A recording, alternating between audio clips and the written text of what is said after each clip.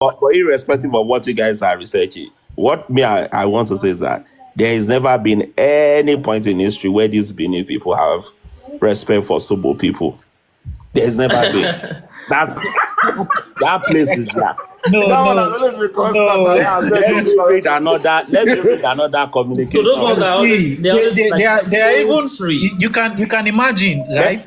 An ethnic group of 2 million people don't know the meaning of their tribe's name. Yeah, but let me even read it for you. In this communication, they were talking about Jekri, which is Shekiri Sobo, and then they said, "Oh, the Sobos are very disunited as a tribe and are continually quarreling amongst themselves.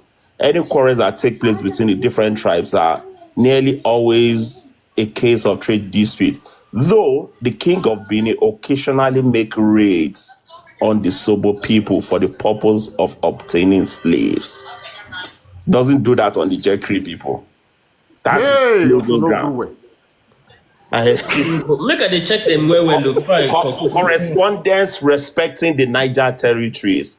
This was from even 1893, and it was who is the white man writing it? And it's an enclosure 2 in number 6, report on the Benin district, Oil Rivers Protectorate for the year ending. So some people would rather Mr. Remy not to read all these things he is reading. They'll be like, do you want to cause war between the two tribes? Why don't you just leave this thing? Why are you pulling everything out?